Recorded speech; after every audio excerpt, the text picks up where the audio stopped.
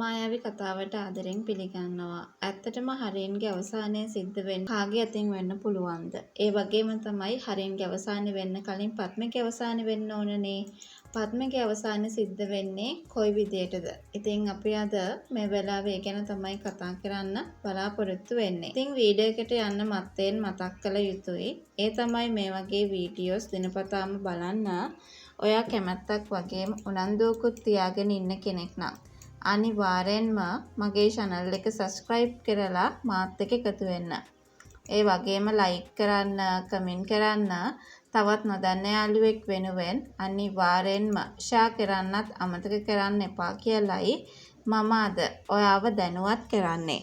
මායාවී කතාවේ පද්ම කියන්නේ ඇත්තටම හිතයිෂගේ ජීවිතේට මුල ඉඳන්ම මහා කරදරයක් වෙච්ච මිනිස්සෙක් කියන කතාව ගැන විතරක් අපි හැමෝම හොඳින්ම දන්නවා.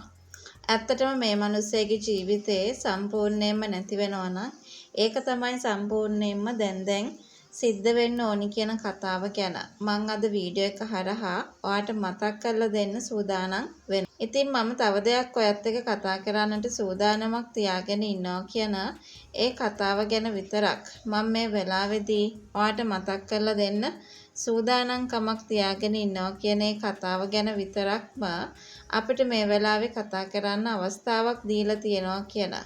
ඒ කතාව ගැන තමයි අද අපි මේ වෙලාවේදී ඔයත් එක්ක කතා කරන්න සූදානමක් තියාගෙන ඉන්න වෙන්නේ කියන කතාව ගැන තමයි අද මතක් කරන්නේ. පද්ම කියන්නේ මුලින් ඉඳලම ඇත්තටම හිතයිෂට කරදරයක් තමයි ඉතින්. හරින් කියන්නේ පද්ම නිසා ඇත්තටම කියනවා නම් මෝඩයකට පත්වෙච්ච කෙනෙක් කියන කතාව ඔයා දන්නවා.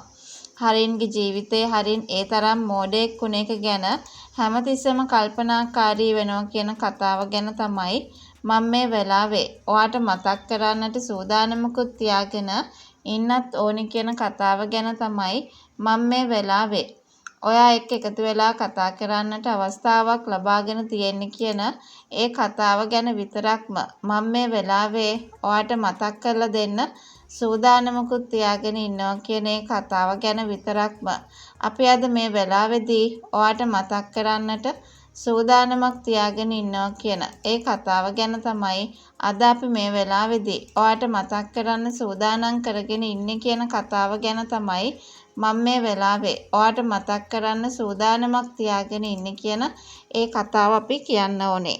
ඇත්තටම පද්මේ Tamanට තර්ජනය කරලා තියනවා කියන එක ගැන ඇත්තම කියනවා නම් දැනගන්න පුළුවන් වෙන්නේ මේ හැමදේමත් සිද්ධ වුණාට පසුවයි කියන කතාව ගැන අපිට මේ වෙලාවේ මතක් කරන්න පුළුවන්. අන්න එතකොටයි පද්මේව කේන්තියට මරන්නේ.